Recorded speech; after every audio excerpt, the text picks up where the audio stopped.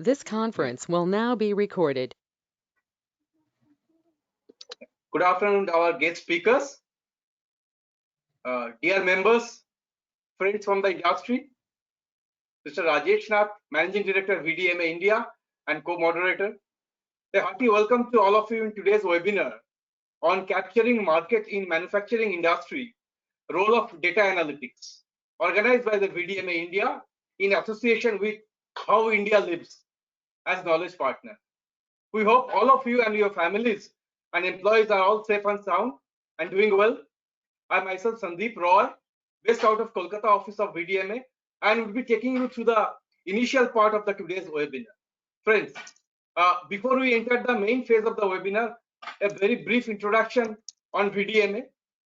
VDMA is the largest industrial association of German machinery and plant manufacturers in the whole of Europe. Established around 129 years before, with more than 3,300 members at present, and over 1 million employees together, VDMA caters to the 36 specialized sectors under mechanical engineering. Our members produce machinery worth 207 billion and exports around 78% of it. Friends, sensing the potential of the BRIC countries in early 90s, VDMA established its first foreign offices in India, followed by China, Brazil, and Russia.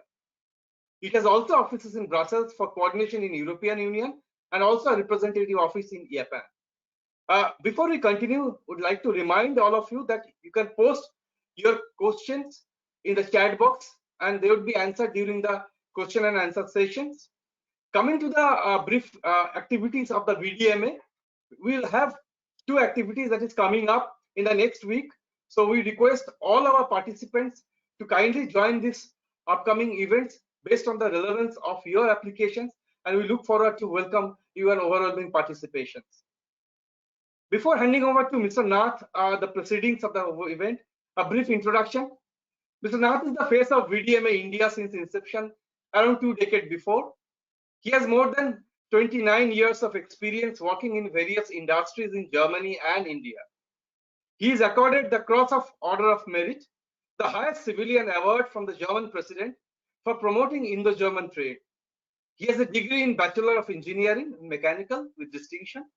He has also a business management degree from the Indian Institute of Management, JOCA, in International Business Program in 2004. Without further delay, I hand over the proceedings to Mr. Nath. Over to you, Mr. Nath. Right. Thank you, Sandeep, and good afternoon to all our members and friends from the industry. A hearty welcome to all of you for this web seminar today on capturing market in manufacturing industry, role of data analytics, being organized by the German Engineering Federation, VDMA, along with our partner today, How India Lives. A warm welcome also to our speakers, Mr. John Samuel Raja, co-founder How India Lives, and Subhashish Bhattacharya, consultant How India Lives. Also, warm welcome to Shugato. So thank you for joining us today for this web seminar. Friends, COVID has caused a huge disruption in the world.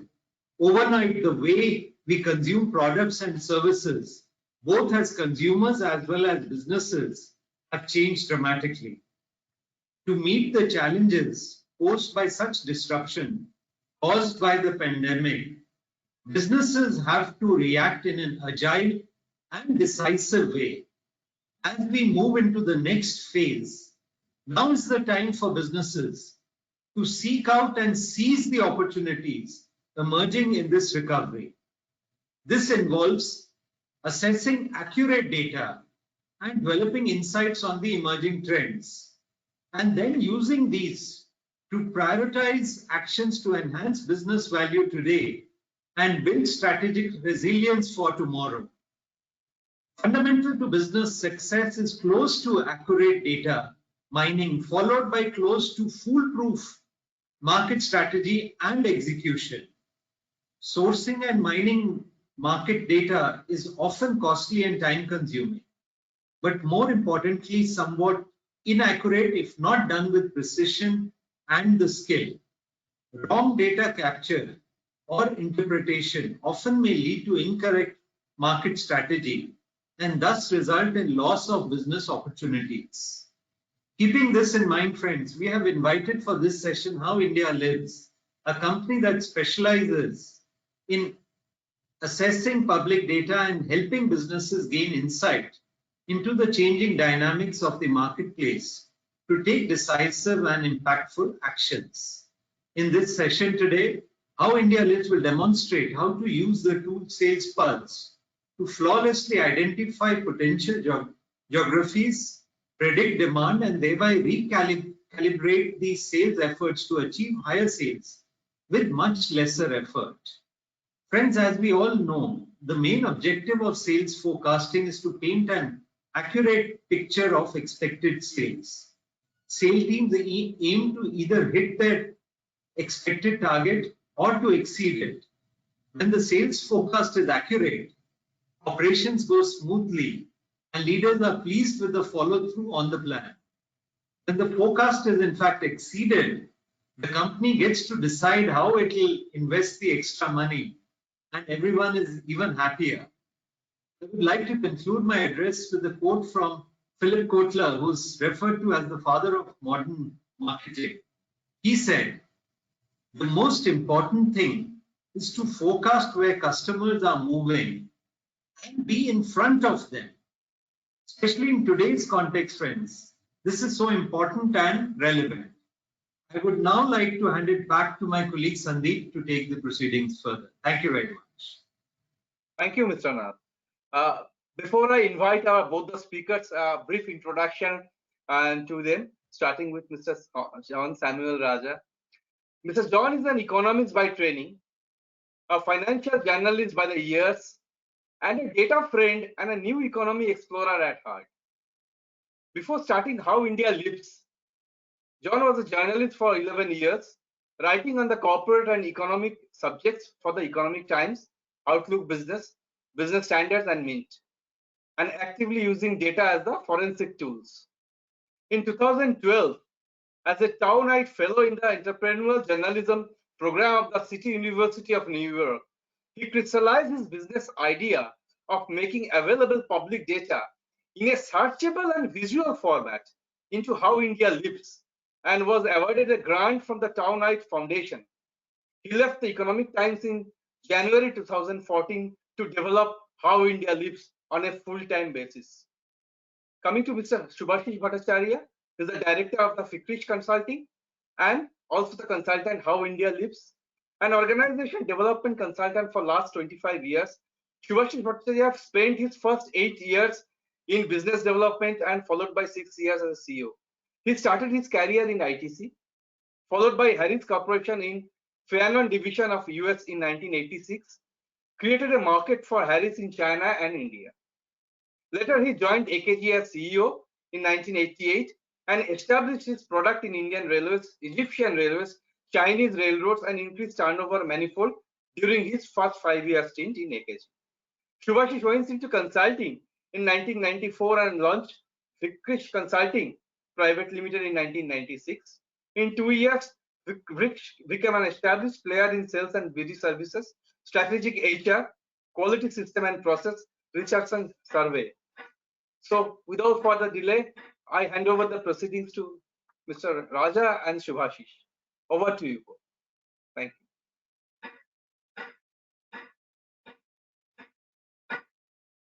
you. Thanks, Mr. Roy and Mr. Nath, for giving us this opportunity to present on this topic. And what I will do is that I'll just take 3 to 4 minutes to introduce about How India Lives and the work that we have done. And Mr. Bhattacharya will then take you through Sales Pulse, how it can help to navigate in these times. And at the end, my colleague Vaidik will take you through how to further refine your search for the market through target market identification and all of it. So now I request Vaidik to, yeah. So I'll just start sharing my screen.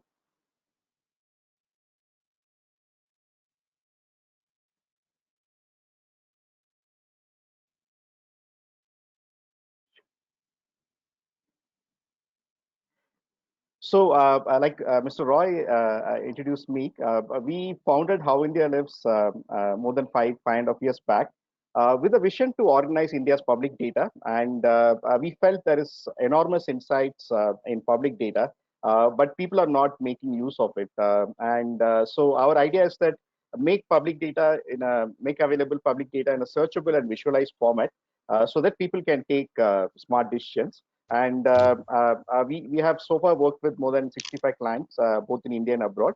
My introduction will be two parts. One is explaining our capabilities, and then in the second part, we will talk about our clients this thing. John, just interrupting. Are we on full screen, Vedic? I'm just checking. Are we on a full screen mode? Just double checking. Okay. Let me check. Yeah. Sure. Now I am on the full screen mode. Thanks. Yeah. Thanks. Sure. Yes. So in terms of our capabilities, we have so far developed three products, and one of the product, socioeconomic profiler, uses non-personal data to assess creditworthiness of people who don't have a credit score. Right now, we process around 250,000 loan applications on a monthly basis, and this product is live. And the second product is our search engine for public data, Gram. And the third product is what Shubhashish will demo today, and this is Sales Pulse. The second capability of How India Lives is that we just not alone deal with data plus technology, but since we come from a storytelling background, our editorial capabilities are pretty strong. And in the work that we do, I'll show you examples of work that we have done for Mint and Hindustan Times, where we have an exclusive partnership. And this is an example of a work that we've done for Mint, wherein we looked at India's cities and looked through the prism of 8 major areas. And we collated the data, we analyzed it, and then we helped Mint produce these 8-page series, all of it.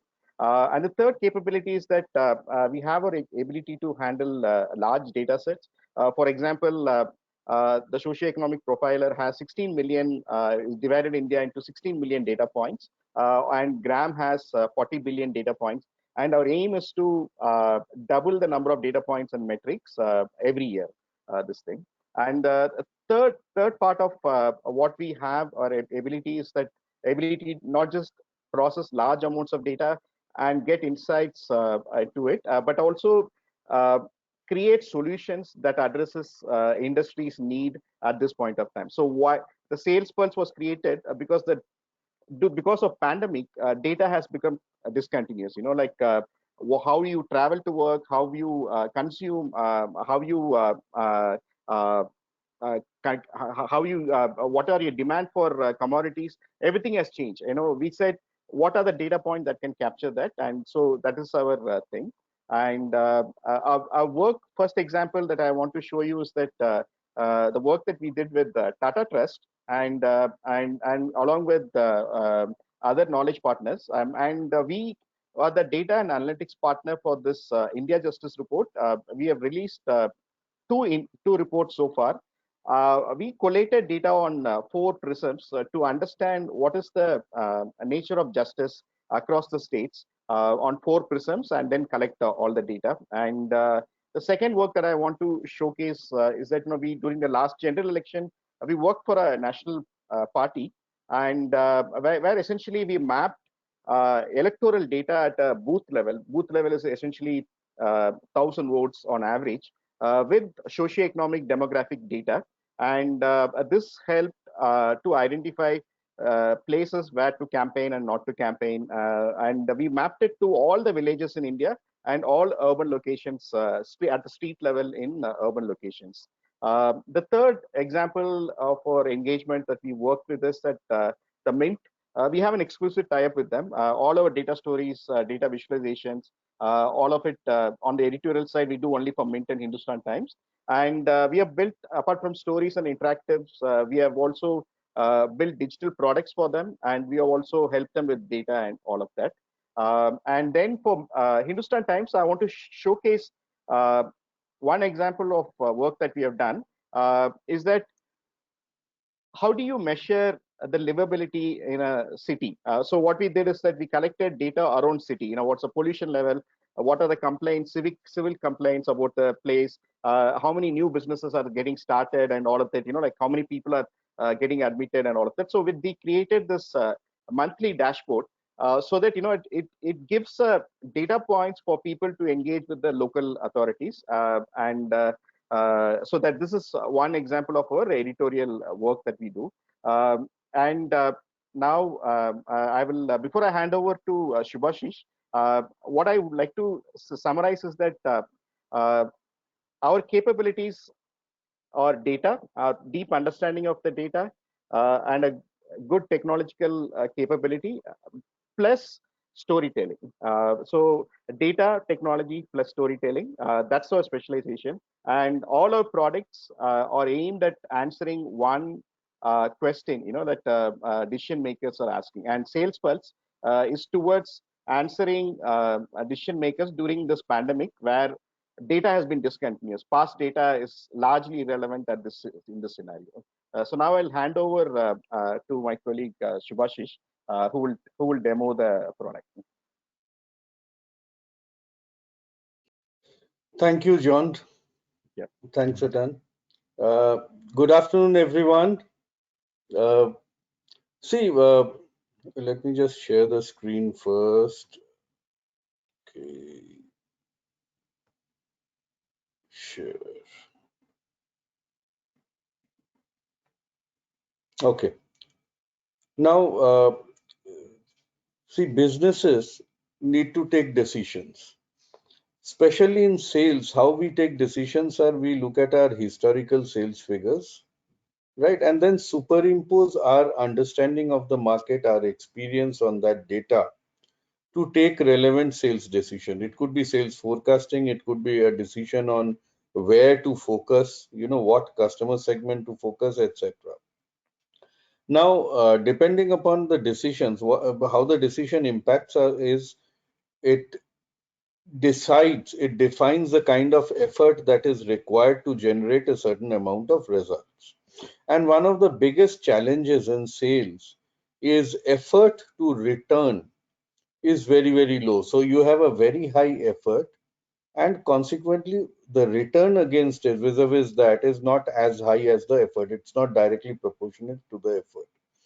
And how the much the strike rate would be, or how high the return would be, also depends on the quality of decision that has been taken.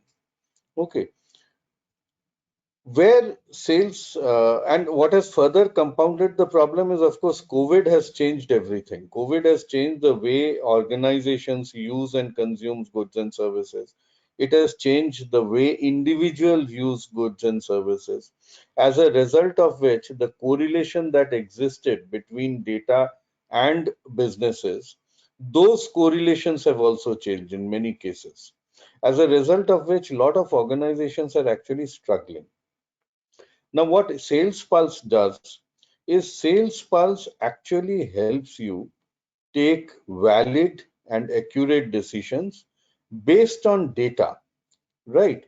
And removes the subjectivity from the whole process. Because normally how we take decisions as we would look at our historical sales data. So supposing I wanted to forecast my sales for the next quarter. What would I do? I would go to last year's same quarter. I would look at my sales data, right? I would look at the trend that emerges from my sales data over the last 2-3 months, right?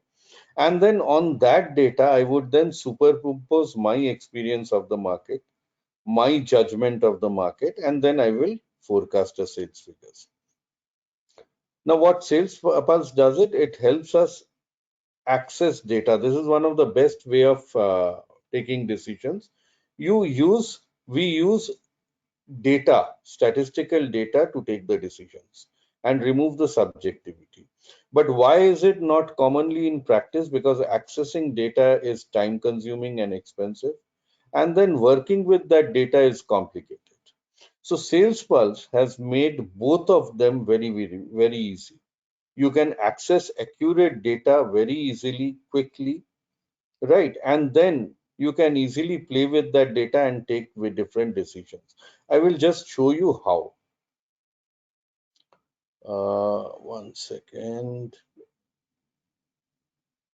No.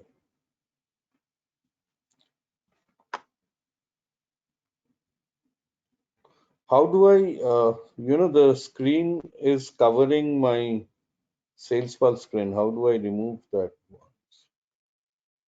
Yeah, okay, done. The full screen Done, mode, done. if It's possible. done now. Yeah, it is done now. I'm okay. So if you look at the screen, you will see on top there are a set of 14 data sets, right?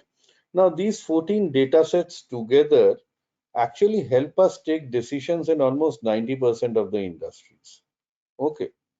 And on the left side of the screen, there are sub data sets, based on, for example, I can look at, let's say from here, I can choose companies data.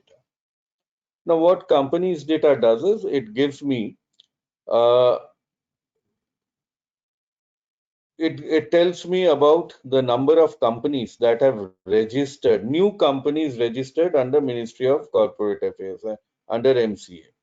Okay. And it can further give me breakup about how many of those are foreign companies. So it was new foreign companies who have been registered under MCA. It can tell me about LLPs. It can tell me about MSMEs. Okay.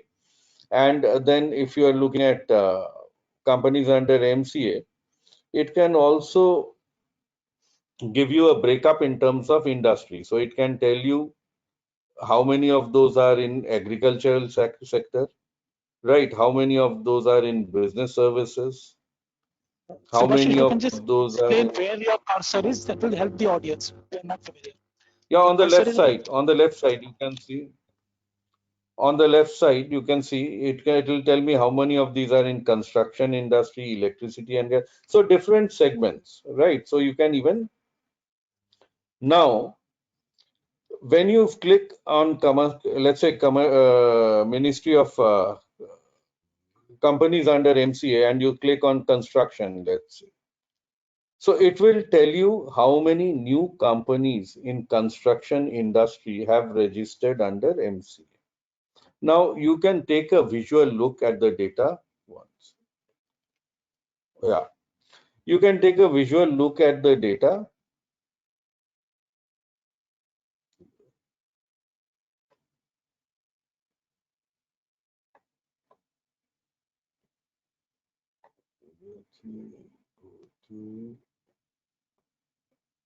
Okay.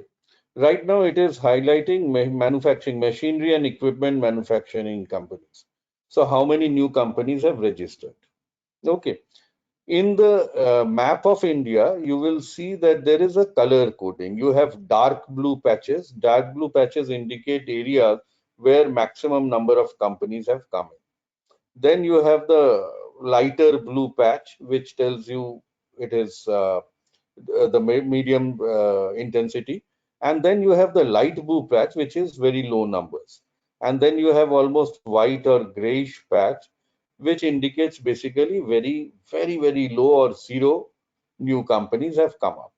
Now, if I want to target manufacturing, machinery and equipment industry, supposing I am a B2B customer and my target audience is manufacturing, B2 companies who manufacture machinery and equipment, and I want to know where is the intensity, in which geography there is intensity where most new companies are coming in. So I can go to a dark blue patch in the India map. For example, I go here, it shows Pune. Now, if I click Pune, now it will give me the data for Pune. So if you can see in Pune, in June 2021, there are 43 new manufacturing companies who are manufacturing machinery and equipment who have come out. Right. In May, of course, there was zero. Right. May was still under lockdown. The COVID was at its height. Right. In April, there were 54 new companies who had come up. In March, there were 53 new companies who had come up. So, this is a geography where manufacturing companies, companies who are manufacturing machinery and equipment, they are coming up. Okay. There is one more thing you can do. If you are seriously interested in this segment, then you would also like to know that, during COVID, lot of people became unemployed and people wanted to start their own business. Okay. So there are many organizations who have started their own business, but they have the minimum amount of, they have not really, do not have the fund to really take it to a logical conclusion. So they have minimum investment, right? And those are not your target companies. So what you can do is, you can click on the total paid up capital and actually see in the same set. Let me go to Pune again. Hmm. So you can also see whether these companies are real. I mean, have they really put in the money for the business to be able to afford my services or product? So you can go to the paid up capital and you will see the paid up capital. And you can see also the spike here on the graph. Okay. So it shows that these companies have come up, they are real companies, they are companies which have funds, right? And therefore you can start targeting Pune as a geography. Okay, now how does it help you for a B2B company? How it helps is, it helps you reduce your effort because you won't be wasting your time in geographies which do not have the required industry or the required sector where you are interested, where you want to pitch your products and services. Now, you can be a B2C company also. So if you are a B2C company, let's say you are a B2C company which manufactures organic something, say let's say organic cosmetic products. Okay. Now these products are premium priced, and therefore you are looking at the higher income group or the higher middle income group. Okay. And you are looking at people who have disposable incomes, right? Because that is the geography where your product will sell better. You can, so again, what you can do is, there are 2-3 ways you can go about it. Of course, one way is you can go to the company's data once more, right? And focus on the number of companies registered, right? And you can look at the dark blue patches because these are places where number of companies are the highest. For example, you can go to Kutch. Kutch shows dark blue. Now you can see in the graph there is a swell in the number of new companies which are registering in Kutch. Okay, and you can see that in the month of June there were 32 new companies which came up in Kutch. In the month of May there were 17. In the month of April there are 16. In the month of March 29. February 25. So during the COVID period it took a slight dip, but it is again going up. So logically, probably Kutch is an area which is industrially getting developed. So people are probably getting more and more employment, and therefore there will be a disposable income in Kutch. But can we cross check it? Can we verify it? So what we can also do is, we can go and see how many of these companies, or we can simply go to, one second, we can simply go to the, let's say, the banking and finance data, right? And we can go to the banking and finance data for Kutch region. Okay, so I've gone to Kutch region. Now there are few indicators which would indicate that Kutch as a geography will have a large disposable income. The first thing is, we saw there are a lot of new companies going into Kutch. Now, if an economy of a place is doing well, then one of the biggest indicators would be banks would start giving out more and more credit, more and more loans. So the first thing you can check in Kutch is the credits, the loans being given out by the bank. You can check the numbers here. But even if you look at the visual, the graph in the top, you can see the swell that in Kutch, bank loans have gone up. And in fact, it has gone up before more than higher than the pre-COVID level. Now that indicates the Kutch as an economy is probably started growing, and it could be an attractive area. You can further cross-check this by going to the deposits. When you click on deposit, it shows you current deposit, savings deposit, and term deposits. Now, if businesses are doing well, then current deposits in Kutch will also show a swell. So let me go to Kutch. Again, see on the right, you can see the swell, the spike that is happening in the current deposit, which means the business transactions have started happening and the companies are doing good business. That is why their current deposits are going up. Again, you can see here, it has gone up beyond, higher than the pre-COVID level. Okay. Now, if businesses are doing well, people are getting more and more employment, right? That means individually, if you check on the savings deposit, which indicates the savings of people, there also you should see a swell. So you can further cross-check by going to the savings deposit. And Kutch, I click on Kutch. Now you can see even in the savings deposit, you can see a big swell, right? Now that indicates Kutch as an economy is doing well. Okay, so if you are a B2C company, the company which manufactures, let's say, organic products, organic chemicals, which are Kutch could be a very good geography for you to look at. Okay. Now, this is what Sales Pulse does. It actually helps you identify geographies. It can help you predict demand. I'll just show you. Right. And thereby, it can help you focus your efforts so that your returns vis-a-vis your efforts go up. Right. And that is the objective of any business. Now, here you have a set of 14 data as I showed. Okay. You have vehicle registration, which shows number of new vehicles that are getting registered in a particular district. These are all district level information, so you can actually go down to the data is available up to district level. Okay, so it will show you number of new vehicles which have been registered, right? And it will give you the vehicle category in terms of transport or non-transport, right? Or it will give you personal transport or commercial vehicles. And of course, there are subcategories, agricultural vehicles, good carriers. Okay. Similarly, it also gives you another very interesting data that it gives you is EPFO data. Now, EPFO data, what it does is it gives you the data, Employee Provident Fund. In Employee Provident Fund, whatever contribution is made by the employee, an equal amount of contribution is also made by the company. Now, this data gives you the contribution made by the company. Okay. Now, when you click on the EPFO data, again, you can see the geographies where the EPFO data is high. So you can click on any data. We were looking at Kutch, so let me again go to Kutch and click there. And you can see that the Provident Fund is swelling, which also indicates that the business is doing well. Okay.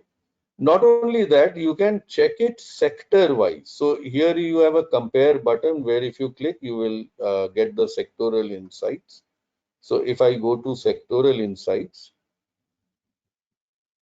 okay, now this will give you sector wise information.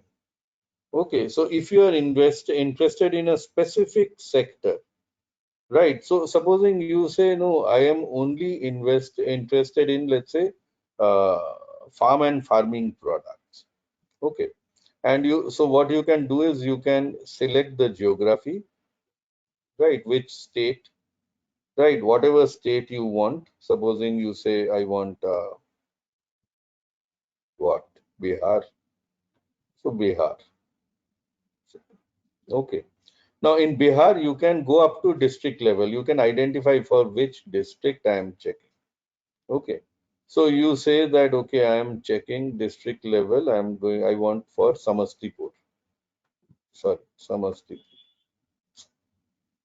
Now it gives you Samastipur, right? You were looking at farm and farming products. Now it tells you farm and farming products in small, there is zero activity. You can check out whether in medium or small, how big is the activity. Okay, again, farm and farming. So farm and farming is in Samastipur is 0. Okay. Look at some other district. Let's say we go to Munger. Again, farm and farming is not there. It is 0. All zeros.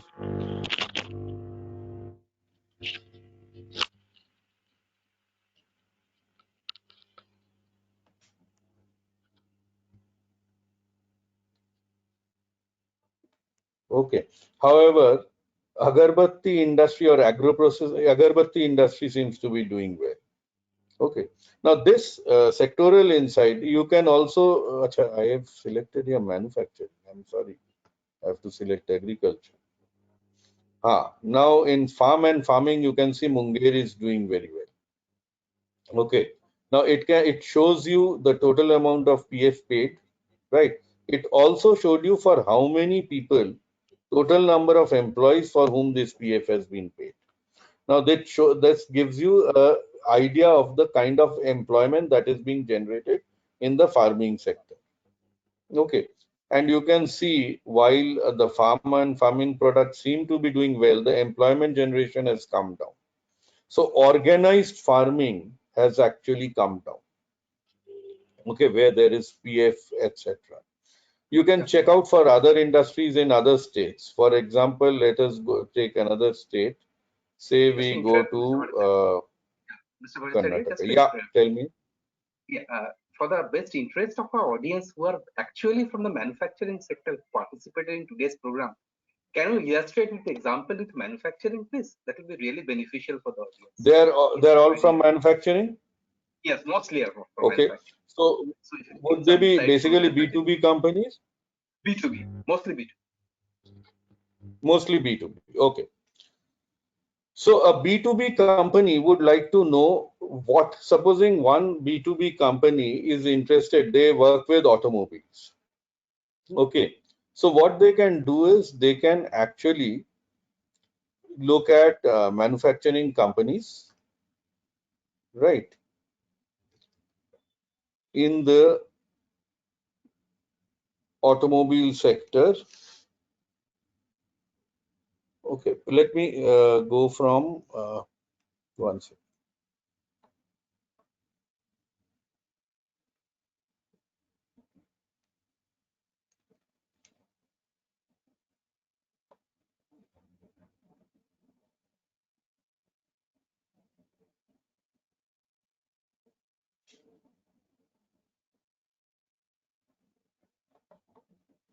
Yeah.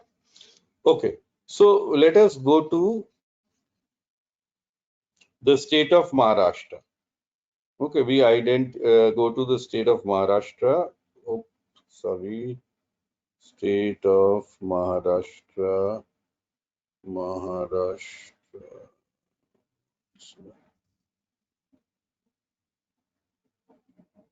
Maharashtra. Okay. Now in Maharashtra, we go to one particular district. So let's say we go to Nashik. Now in Nashik, these are the sectors which are available. So if I am a sector, let's say which I'm a B2B company and I'm looking at engineering companies as my or construction companies as my focus. So it will tell me that in Nashik, what is the construction activity that is going up? What is the engineering? How well is the engineering sector doing? Okay, so a sector-wise information will come from this. So you can actually find that, okay, if your target segment is construction, construction seems to be picking up in Nashik. Okay. You can look at so the employment in construction sector is picking up in the organized sector, right? And you can check it for medium scale, you can check it for large scale industries. In large scale industry, in fact, the employment has come down. So, but the medium scale is seems to be doing well, right? And if you are interested in small, you can also check it for the small scale.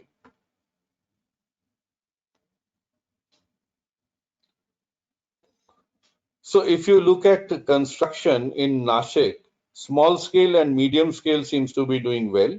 Large scale is still down. So large scale construction activities are down, but small and medium scale residential construction, they seem to be up. So sector wise information will be available to you from this side. So any B2B company which wants to focus on a specific sector, they can actually focus on the sector. And in fact, after my presentation, John will also tell you, we can give you further insights also. Supposing you say, okay, in Nashik, if there is a construction segment, right, what are these companies, which are these companies, and more information about each of these companies, that information can also be provided. Okay, because for B2B companies, those are the information which would be relevant. For example, if you want to know one specific company or a set of companies, how much GST have they paid in the last 6 months? We can get you that information also. Okay, so this is how it can help B2B companies. Okay, another thing that it can do for B2B companies is, let me just go back to Sales Pulse. You see, we have a button here which is called the compare button. Okay, now in this compare button, you have compare data. Okay, now what this does is, like I said, for many organizations, what has happened, the correlation between the data and its relevance to the business, that correlation has changed. One second, I will just.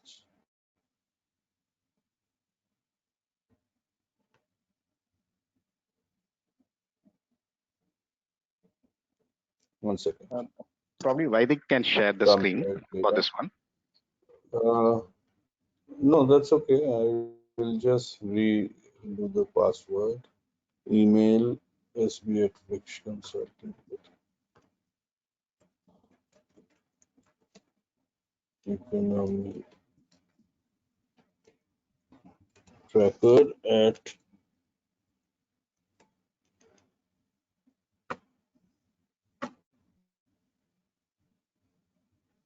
no. Vaidik, can you share for this compare data? Sure, I'll do that. Yeah. I think I've forgotten my password again. Yeah. So I'll just unshare. How do I unshare? Yeah. Can you see the screen? Yeah. It is very small. Can it be a little bigger? Yes. Yeah, you can see this. Okay. Is it better now?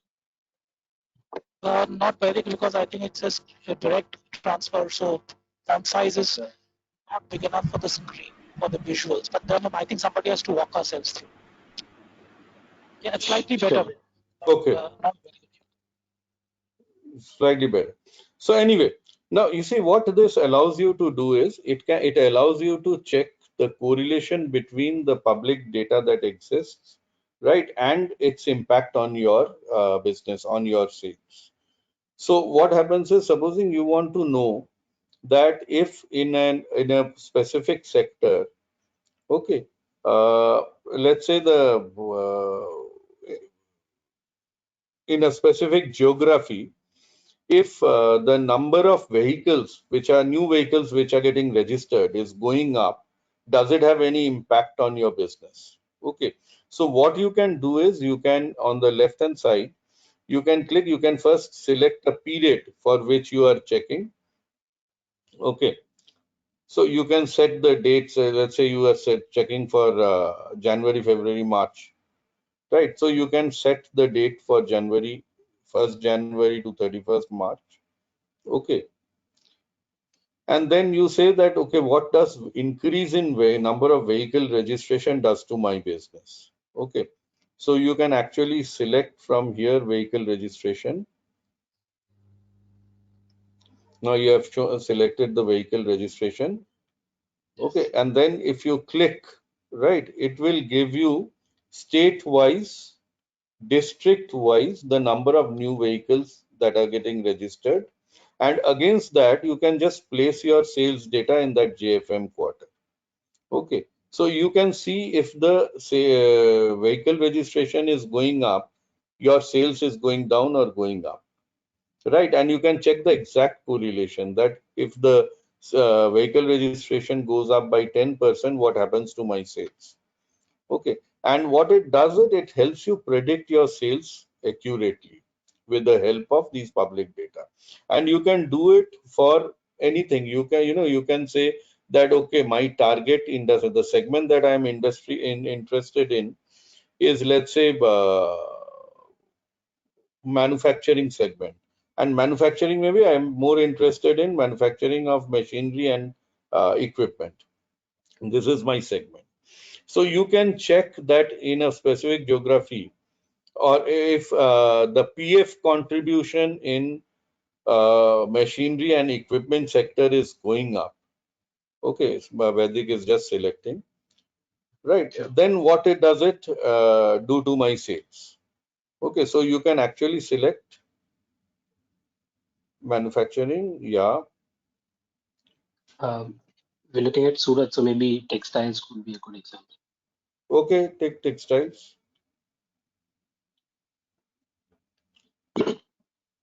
Now you can check in the textiles industry, if the PF contribution is going up, what is happening to your sales? If the PF contribution is going down, what is happening to your sales? So any data or a set of data, you can actually see its correlation with your sales, and you can see the exact correlation, which helps you then predict your sales accordingly, because all you need to do is you need to check that data for the period that you are interested in, and then use that correlation to predict your sales. Okay, now this is what Sales Pulse does. It helps you understand data, right? It helps you use data to take business decisions, right? It helps you use data to identify geographies. It helps you use data to predict your demand, right? It helps you use data to get better insights into your target segment. Okay, and this is basically what Sales Pulse is all about. It can help B2B companies as well as B2C companies, right? And it can give you an insight which is much more granular than what I have shown you also, right? Which in a little while John will show you. So Vedic, can we go back to the main Sales Pulse screen?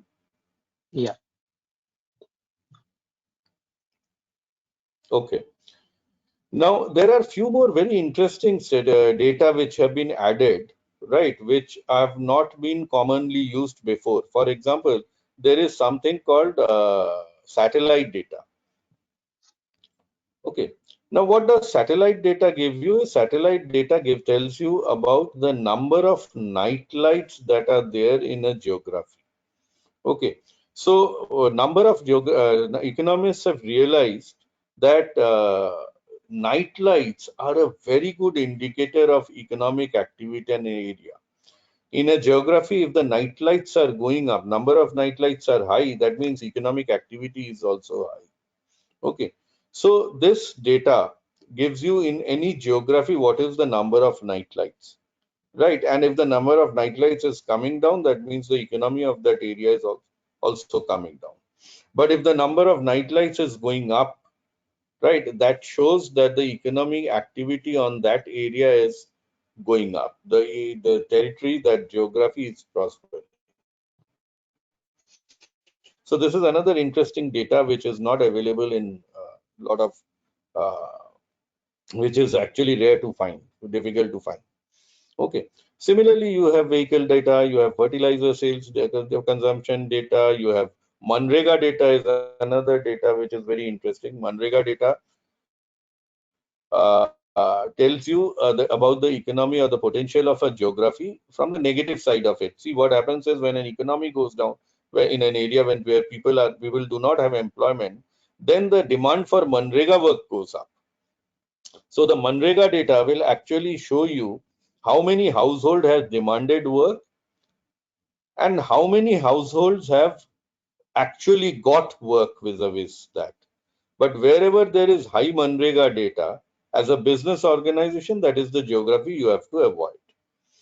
Now, this is what basically Sales Pulse does. It gives you an insight into the market, into the geography, into the economy of the area, into the industrial activities that are happening. It gives you insights into organizations, right?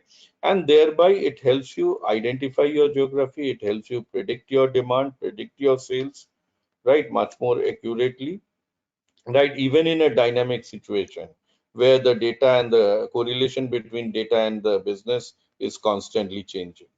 Okay. This is basically what Sales Pulse does. Now, what I would like to do is, because I'm not very familiar with who are the organizations who have come, what is their business, I would like them to ask us specific questions which we can answer. Subhashis, we'll take the questions in the end. Once you finish through the presentation, we'll take the questions in the end. Okay. Okay. Okay. So, John, can you take them through the further depth of insights that we can give them? Yes. Thanks, Subhashish. Vaidik will present those slides. Over to Vaidik. Sure.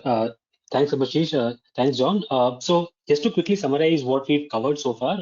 So Sales Pulse, essentially, it is helpful to identify new sales opportunities in specific geographic markets.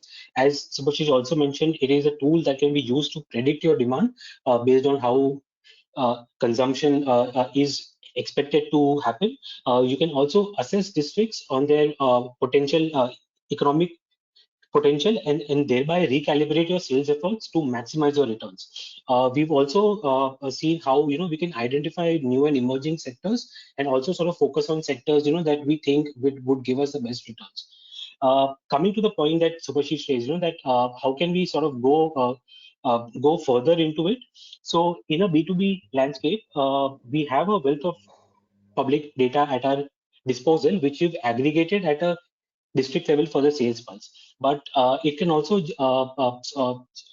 transform into a lead generation tool and help us identify specific companies using questions, like which specific textile companies in Surat have prospered over the past year, which I can potentially target, which automobile peripheral manufacturing SMEs are in operation in a specific cluster in Haryana, which construction companies, across the country who have a turnover of more than 100 crore, who can become my prospects. Similarly, which are the companies in food and beverages, which have hired over the pandemic month. So as you would know, the pandemic, one industry that has been heavily hit by the pandemic has been the food and beverages and tourism industry. So which are the companies within that sector, which have hired, which shows that, they have, I have potential to reach out to them.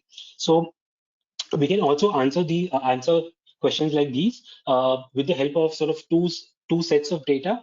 One, of course, is looking at employment patterns, and the other is the financial disclosures. Now, both of these sources of data we've touched in some detail, but to go over sort of employment patterns typically comes from EPFO. So what is the kind of increase or decrease in the number of employees that a particular firm has seen? That tells us whether it has prospered, grown during the previous couple of years and more. What is the total amount of EPF that a company has paid, and whether it has consistently missed its payment cycles or not? That tells us about the health of the company. Similarly, PF paid per employee, a company may not have grown, but the amount of PF it pays per employees would have grown, which also tells us a different story, that the company is growing and sharing its profits within the employees. That is sort of talking about the employment patterns, which can help us identify companies, that have been doing well, doing not so well, etc. Similarly, we can also look at the financial disclosures that a company has made. And over here, we have standard indicators like debt, turnover growth, interest coverage, etc. And using these sort of using these selection criteria as filters, we can shortlist specific companies, that would likely that are likely for you to target the most to fetch the most to fetch the best returns. This is the product that we had developed. We call it the SME lend, and using this you can essentially identify, track, and then convert your leads. I can show it to you very quickly, and then we can move on to the Q&A session. So, for example, this is a prototype version, and I have selected the city of Jaipur. You can also search by city, and you can also drill down to a particular pin code, and you can select the kind of company that you want to target, right? So, for example, I know that I do not want to target a company which has a debt, of more than say 20 crore, while it has a turnover of 100 crore. Similarly, the turnover growth in the last few years has to be at least 20 to 30%. So, using those filters, you can actually pick out your leads and then individually reach out to them. Um, all of these sort of key metrics are also visible on your company cards. So, for example, Kasliwal Pipes Private Limited has a turnover of 99 crore, has a growth of 13%, ROC coverage of 83%, and an interest coverage of 1.4%. What we've done also is give a visual indication. For example, according to the benchmarks that we have set internally, which means that a 13% turnover growth is a healthy growth, whereas a 1.4% of interest cover is supposedly sort of negative for the company. You can go further into the company as well. We covered three kinds of statements. So the P&L statement, the balance sheet, and the charges. Each of these sort of also can be filters for you to shortlist companies. What is its tax regime like, and also whether it has taken any recent loans or not. So with this, what we've also constructed is something called a corporate health score. So based on certain parameters, we rate each and every company. So for example, Kasliwal Pipes Private Limited has scored a 6 on 8. This can also further be customized based on your requirements, on the filter, on the indicators that you sort of consider important.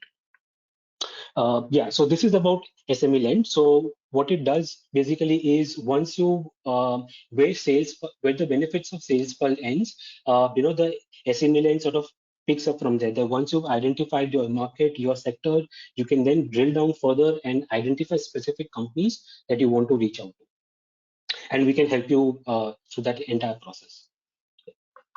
Over to you, John. Thank you, Vaidik. Yeah. So this is basically how India lives, Sales Pulse, Sales Lend. Okay. For B2B companies, these are very useful because it not only helps you predict geography, identify demand, right? It can also help you pinpoint organizations, right? Check their health score, right? Decide on your, a lot of times we give organization a credit ratings. Why? Because I want to know whether I can give credit to this organization, how much credit should I give, etc. So all that you can do. So it's a fantastic lead generation tool as well. Okay. I would love to have your question and answers. Subhashish, we had the example where Vaidik was giving of these 2 or 3 criteria, like the automotive cluster. Is that possible to see one such example? Because I think that will be of immense interest also. Or is that a sort of a draft or a possibility you have to develop something like that? Rajesh, can you repeat your question once more? I was talking, Vaidik, if you go to the slides earlier, you gave 3 or 4 possibilities, no? What the data could be collected, like automotive clusters, yes, textile machinery. So any one of them, because all 3 points are actually quite interesting, except maybe perhaps the 4th one. But is it possible we can just run an example of, say, automotive manufacturing in Haryana? Okay.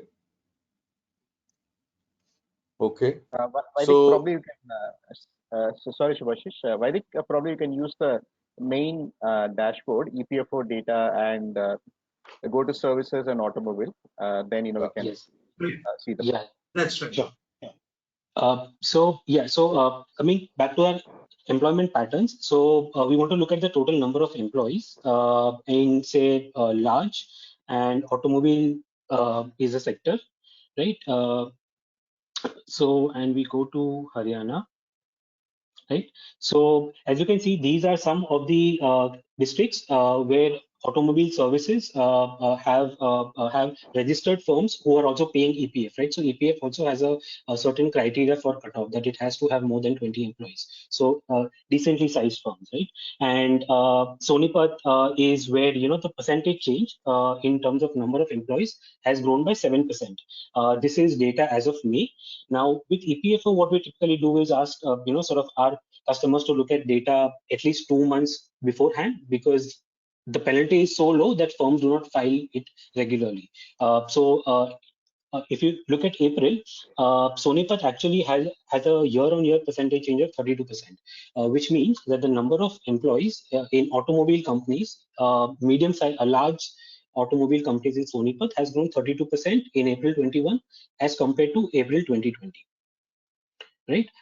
So this is basically how you identify a particular geography. Similarly, I've taken, so Rewari has 12.5%, Gurgaon has 8%, and Faridabad has 6%. Now, it's also, there are certain nuances you have to also consider, that the base effect last year was a pandemic year, so maybe some companies have let people go off. So look at, a longer term perspective. So this is where we already knew the sector and we were trying to identify a geography. The next step is sort of, where we would come in and we would ask, what are the kinds of companies that you are trying to target, and then use the data that we have, in SME Lend and other, all of that to finalize a list of companies for you to target. For example, we would, ask questions like, what is the turnover that you're looking at? Should it have debt? What is the debt percentage, etc., etc. With that, we'll be able to pinpoint specific companies for you. So you can customize So basically, it also. Yeah. Correct. So basically what happens once you have identified a geography, say Sonipat or wherever, that here the number of employees working in automobile companies have gone up significantly and EPFO contribution has gone up. So there are good. Sorry, Subhashish, you've gone on mute. Subhashish, you've got muted. Looking at automobile companies with X turnover, right, and X debt should not be higher than this, right? So you can actually customize the profile based on the financial health that you want, right, and then get a list of companies who fit into that profile. So you can further target those companies. Subhashish, I just want to add something to explain the data that Vaidik just shared. One interest, typically, in Haryana, around a typical reaction would be Gurgaon is always the happening place, and one should look at that as a potential market. Whereas if you look at this data, which is live data, hardly 2 months, it shows that at least if I look at growth, then certain other districts of Haryana are doing much better than Gurgaon. However, as Valu rightly said, that it has to be seen in context of the base, seen in context of the COVID impact. So those analytics and further customization is possible on this on a real time, and the keyword is real time basis. Correct. And that is the exciting part of this app. Sorry, did someone say something? Okay. See, that is the actual exciting part of this app. Normally, conventionally, we are aware of certain geographies where we know this is doing well. So in Haryana, the first thing that comes to your mind is Gurgaon, and every company would like to focus on Gurgaon. But when you actually start using SalesPulse, you realize that there are other areas which are doing well, which fit into my profile, right? And probably the effort will be much lesser because Gurgaon, every organization would be targeting. Okay. So it actually helps you strategize your sales. That is the best part of this product. Basically, it's a better focused approach so that you don't spread yourself too thin Correct. with your resources. money, manpower, machine, whatever, and you target your, particularly for B2B, you target your effort in a very focused, right down to district level data, because about 800 district data roughly is available. Am I right, Vaidik? It's about 800 roughly data point. I mean, Correct. sorry, district levels, right? That we cover across the country. So fairly Yes, granular. 770. Yeah. Would you also, since it is a subscription model, would you like to speak Yeah. a little bit on that? So do we have any questions? Yes. Should we go there? In Should we fact, take there any was questions? yes, one interesting question which is correlated perhaps to some extent. Now, this is how do you get data for analysis for companies having no data in the public domain? So can those companies be captured here if the data is not available in public domain? So I'll take up this question, Mr. Nath. As of now, we are focused on exclusively on public data, and the proprietary data that we have built is on top of the public data. For example, we have built a proprietary data of economic activity index, wherein we have measured, what is the activity index for every district in India. So that is a proprietary tool that we have developed, metric, but it is built entirely on the base of a public data. So as a company also, we have some base rules. We don't use personal data. That's a rule that we don't use. And then the second is that our focus is on public data, and we feel that there is a version of public data. And the third thing I want to emphasize is that a lot of our consulting projects were combining this public data with internal data. That's where the exponential results in terms of actionable insights can be achieved. So three things. As a company, thumb rule, we don't deal with personal data which is in the public domain. And the second thing, we actually work with companies wherein we combine public data and their internal data to come up with answers to their questions. Right. And also in manufacturing, one question is there. Is it largely manufacturing, or is manufacturing also subdivided into certain categories, John? Yes. So Manufacturing is subdivided. Sorry, go ahead, John. John. Subhash, you go ahead. Subhash, sorry. Okay. So I was saying manufacturing is subdivided into other sector-wise, machinery and equipment, agriculture, farm equipment, construction, chemicals, entertainment. So it is broken down into all the subcategories. So you can have sector-wise information. Right, right. Okay. So this template or any these other sectors are questions? fixed, or these could also? Yes, Subhashish, my question is the sectors or this template what you're showing regarding products. Now, this is a fixed criteria, or as per company's requirement, this could also be modified or added?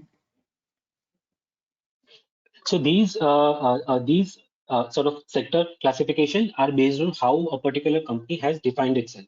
So, for example, if I as a company have defined myself as a starch manufacturing firm, right? So this essentially, as new manufacturing sectors come up, we'll automatically be covering them.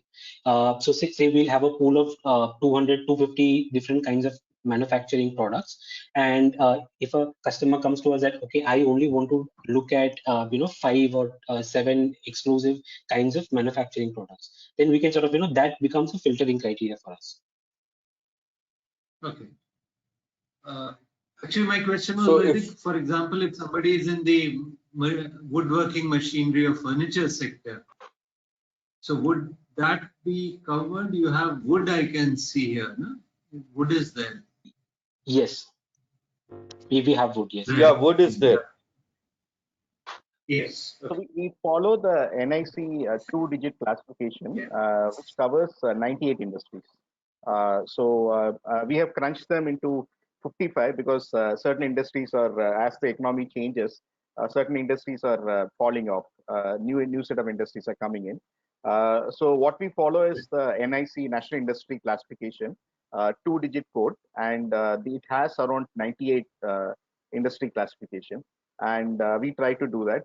And also one data point that is available in the MCA database, which is that every company has to say where do they get the maximum amount of revenue, and they have to also classify which industry group or which category of revenue that comes in. So like what Vaidik was sharing, so once you identified a target market and then you go into a set of companies that you would like to get the financials and understand, there we can get exactly, if 100 crore is this company's turnover, what percentage is coming from a particular segment of their industry. So that is possible. Right. Right. And one question that is there is, how often is this data updated? Is it real-time data, or is it updated on a sort of a certain frequency or cycle? So we update the data on a monthly basis, and certain data comes with a lag, like a month. Let's say we update July data in August. Right now we will update for EPFO, we'll update July data in August, because that's the way the EPFO data itself is captured. For example, companies are given time till the 15th of next month to file their returns, and for us to process the data and add it, we take a lag. But for most of the data that we have, vehicle registration, rural employment, or MCA data, we update it within 1 week in the following month. So it's almost correct.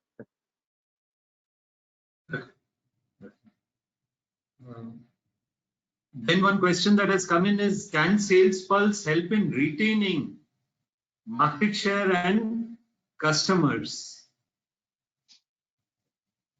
Yes. So I'll answer it this way. This is one use case scenario where you can use the Sales Plus plus the SME lend. Let's say you have a customer base of 150 customers, right? And you can identify 150 customers.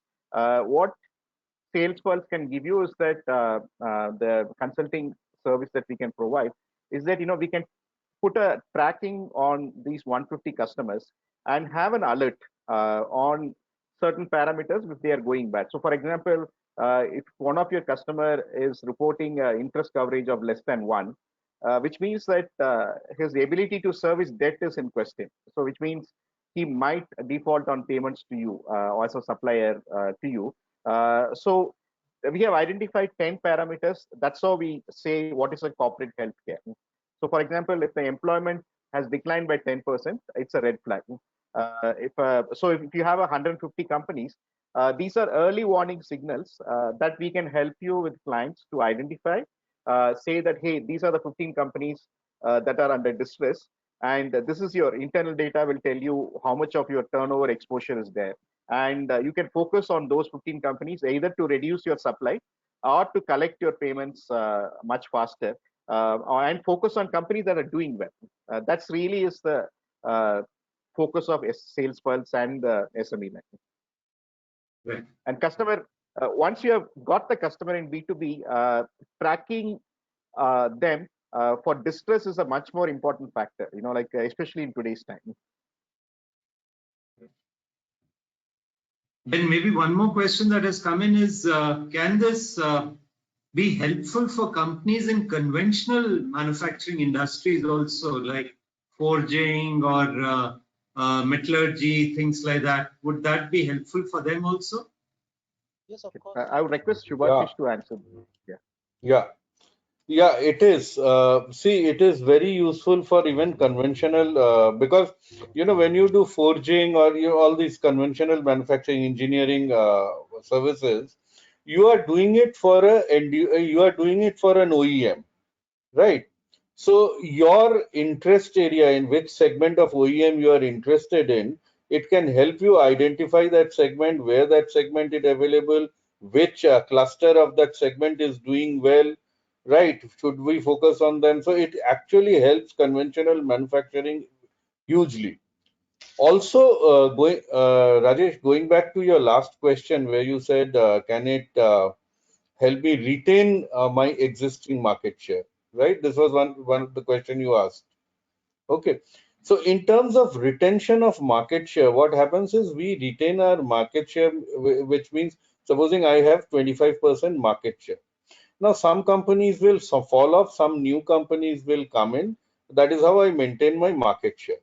Now, where our product helps an organization retain its market share is by giving them alerts about, forewarning about these are the companies which in future may drop off because their business is going down. And it also tells you which are the organizations or sectors or clusters where the health is going up, so that you can quickly adjust your focus and ensure that your market share in totality does not go down and it keeps going up only. If I may just add one last point to it, Subhashish, Rajesh, you mentioned about specifically conventional industry. I think we should look at it in a very simple filter. If you are in B2B or B2C space, you are supposing B2B, somebody or the other is your customer in the B2B space. Now, as long as that is true, this is relevant for you. I'll put it in simple one line. I think that's very well summed up.